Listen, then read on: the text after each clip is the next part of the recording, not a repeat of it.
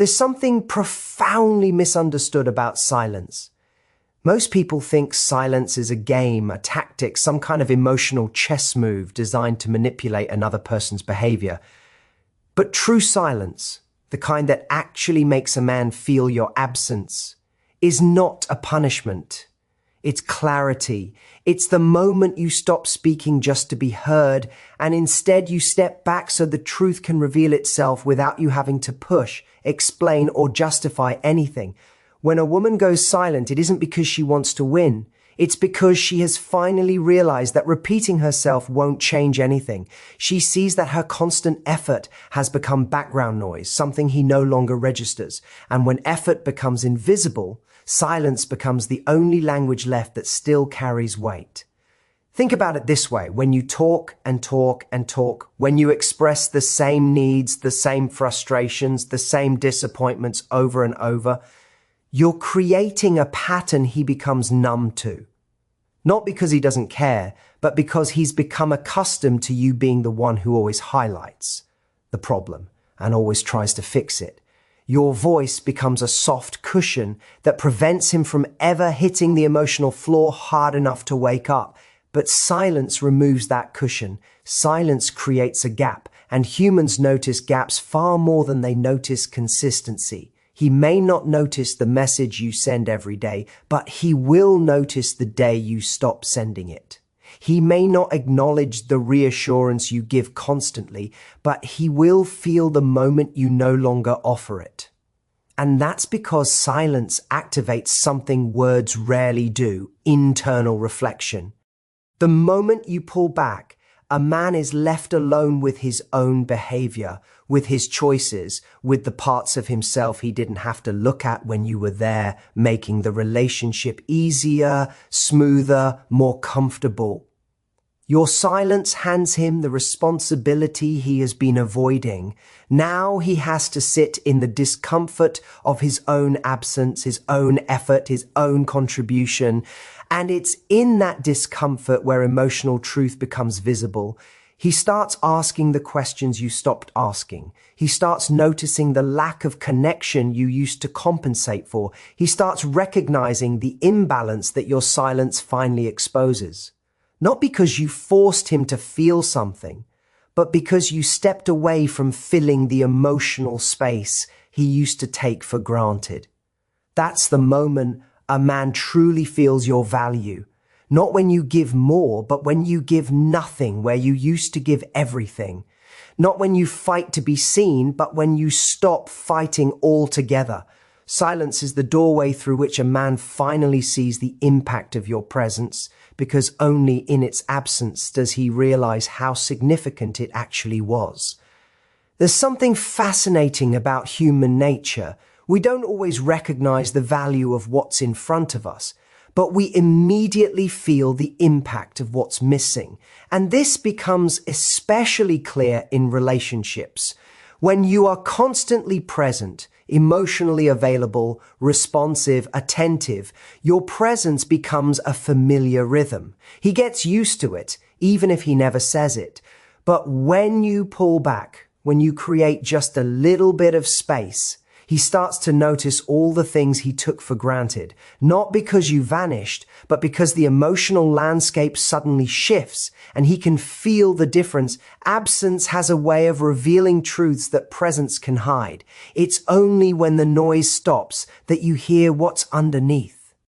And when your presence is no longer cushioning the gaps in the relationship, those gaps become undeniable. Maybe it's the silence in the morning where your good morning text used to be. Maybe it's the quiet evening where your check-in call once landed. Maybe it's the lack of warmth in the conversations.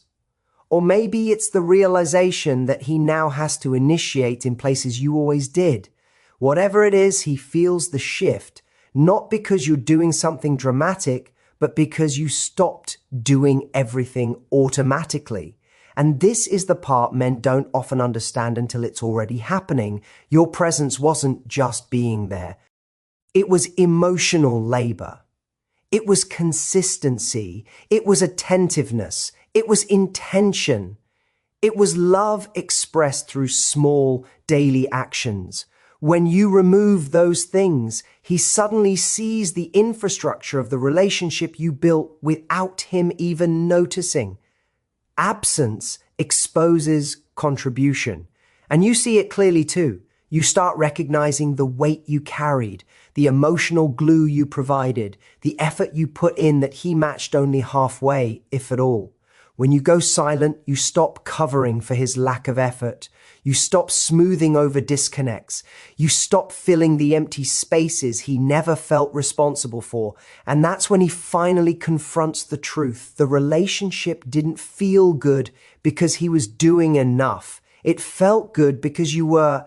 This realization can be uncomfortable for him. It forces him to see the difference between someone who wants him and someone who invests in him. Your absence becomes a mirror reflecting his inaction, a mirror reflecting his comfort, a mirror reflecting how easy it was for him not to show up because he trusted you to do it for both of you. And it's in that moment when he feels the weight of everything you used to give, that regret begins to form. Not because you punished him, but because he sees that your presence was never casual. It was never guaranteed. It was not a default setting. It was a choice. Your choice.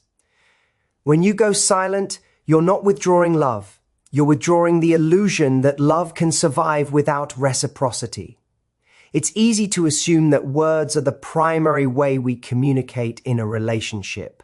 We talk through problems, we express our needs, we try to explain what isn't working. But the truth is, energy communicates long before language ever does. And when a woman shifts her energy, when she stops overgiving, stops chasing, stops pouring effort into a relationship that isn't reciprocated, her silence becomes louder than anything she could have said. Men notice energy shifts more than emotional speeches. Not because they're insensitive, but because your energy is the part of you they've unconsciously relied on. The warmth of your tone, the softness of your patience, the enthusiasm in your presence, these things shaped the way he interacted with you. They created a sense of emotional safety. And when that energy changes, it disrupts the emotional comfort he took for granted. This is why your silence is so powerful. It isn't coldness, it's clarity. It's the moment your energy aligns with your reality. Instead of pretending everything is fine, you allow your withdrawal to reflect the emotional truth. You don't feel seen, valued, or prioritized. And that shift hits him on a deeper level than any argument ever could. Because arguments can be dismissed as you're overreacting, you're emotional, or you're asking too much. But energy can't be dismissed. It bypasses logic and lands directly in the emotional center. It forces him to feel something he didn't want to face, the slow decline of your interest, the fading of your effort, the cooling of your attachment. And here's the psychological reality. Men respond more intensely to emotional loss than emotional requests. When you were trying to fix things, he could convince himself there was time. When you were talking and explaining and reminding him of what you needed, he could soothe himself with the idea that you were still invested enough to fight. But when your energy shifts, when you stop correcting, stop initiating, stop being the emotional engine of the relationship, he no longer has that comfort. He feels the ground beneath him change. Suddenly, he's the one asking questions. He's the one wondering what happened. He's the one sensing the distance and trying to interpret it. And ironical. This is often the first time he truly listens, not because your message changed, but because your energy finally delivered it in a way he couldn't ignore. Your shift shows him what your words never could. That connection requires participation. When your energy softens, he feels desired. When it hardens, he feels the truth. And when it withdraws, he feels the loss, not a dramatic breakup, not a storm of emotions, a quiet, undeniable absence. And the beauty of this shift is that it's not performative. You're not trying to teach him a lesson. You're honoring yourself. You're reclaiming the emotional bandwidth you once gave so freely. And in doing so, you allow him to finally see whether he's willing and capable of meeting you where you are when you choose silence. Something interesting happens on a psychological level. Not just to him, but to you. You begin to realize that your emotional world is not a public space for anyone to walk in and out of whenever they please. It becomes a guarded environment, something with value, something sacred. And when a person senses that they no longer have unrestricted access to your presence, they're forced into a kind of inner confrontation. They meet themselves. They meet the truth about how much they've been taking you for granted or how easily they've assumed you'd always be available.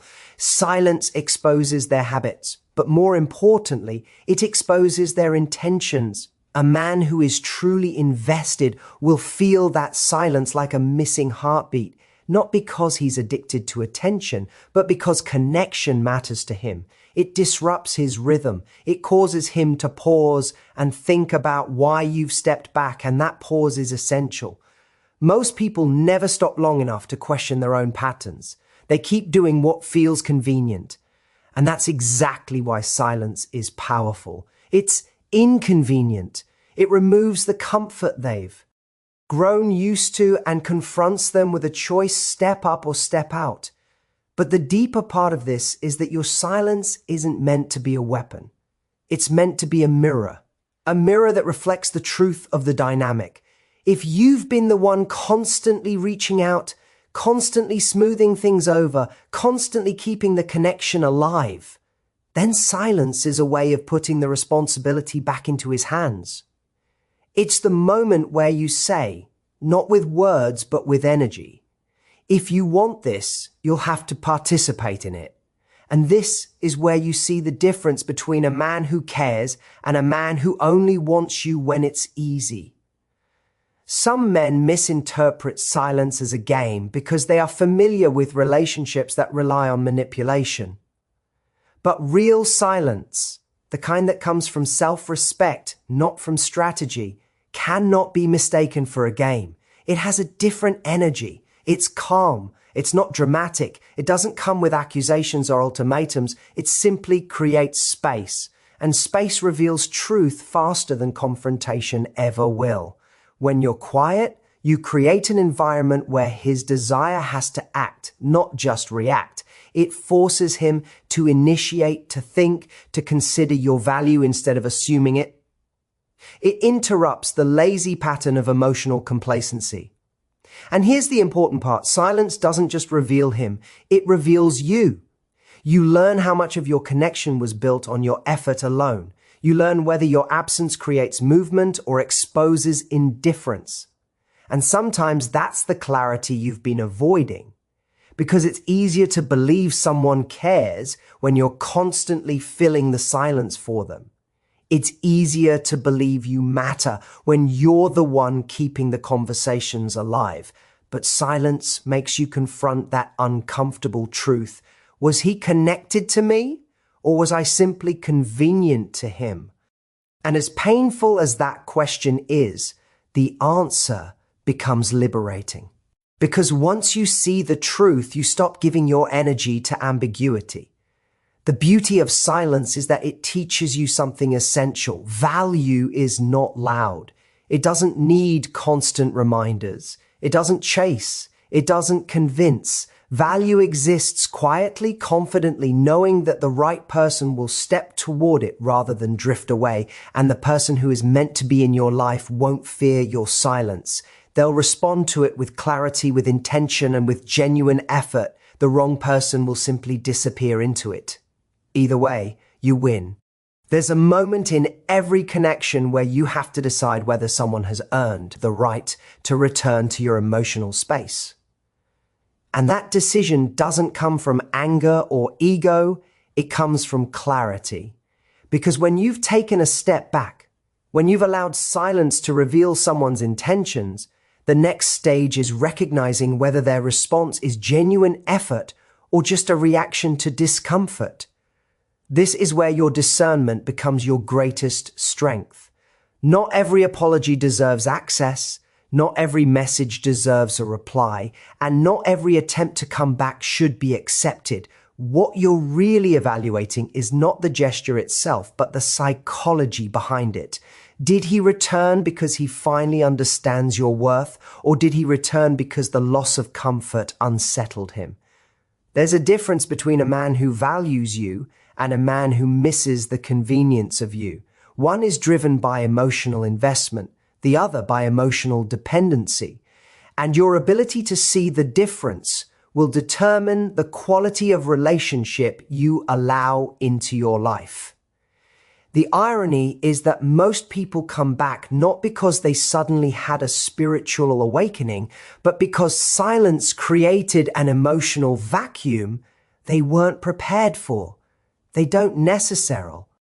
I return with intention. They return with curiosity, confusion, or even boredom.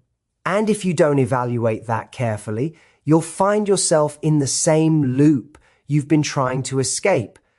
This is why discernment is crucial.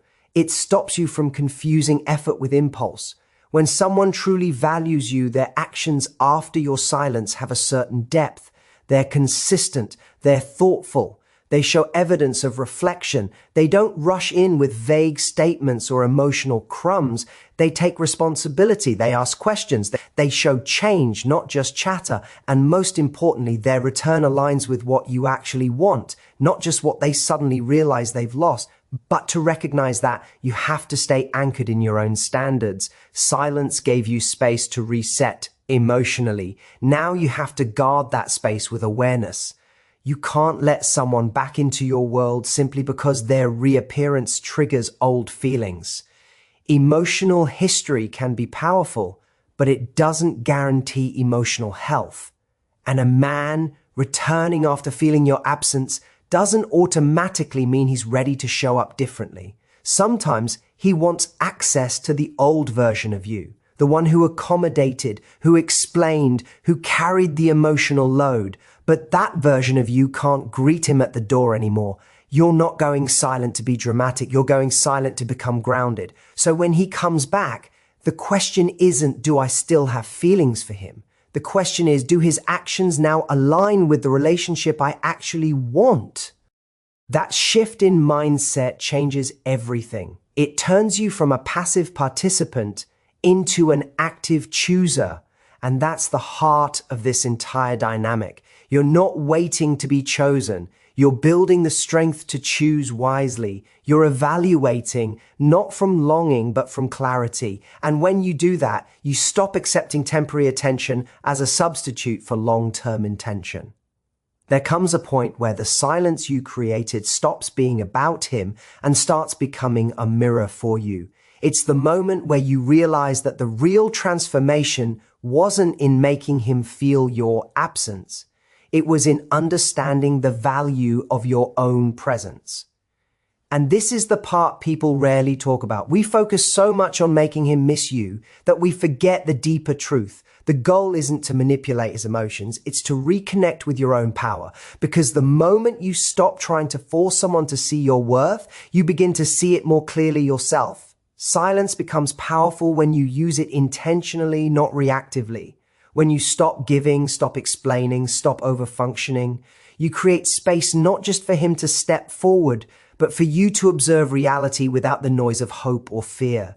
You start noticing the patterns you used to excuse. You see the imbalance you used to normalize. You recognize how much of your energy went into nurturing a connection that wasn't nurturing you back. And that clarity, though uncomfortable, is the foundation of emotional strength. People often imagine silence as a tactic, something meant to provoke a reaction. But the truth is, silence is only impactful when it's anchored in self-respect. Because silence without inner strength is just avoidance. Silence with inner strength is transformation. It's the difference between waiting anxiously for someone to return and becoming someone who knows that if they do return, you're strong enough to evaluate whether they deserve the new version of you. And that's the essence of this final point. When you reconnect from a place of grounded choice, not emotional craving. You've already seen what the relationship looks like when you're giving too much. Now you get to see what it looks like when you're balanced.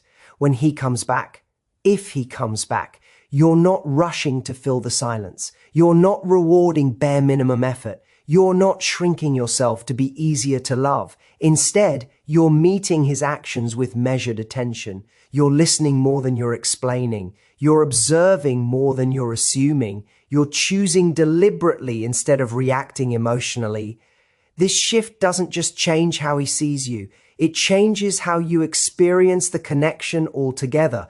You move from scarcity to sufficiency, from fear to clarity, from hoping he realizes your value to knowing your value with or without him. And ironically, that's the moment you become magnetic. Not because you're unavailable, but because you're unapologetically self-anchored. A woman who knows her worth doesn't chase, and she doesn't need to disappear to be appreciated. Her presence is powerful because she guards it wisely. So when the silence ends, let it end with intention, not with a rush, not with anxiety, not with desperation, but with awareness. Awareness of what you want, what you deserve, and what you will no longer tolerate. You're not returning to the relationship, you're returning to yourself first.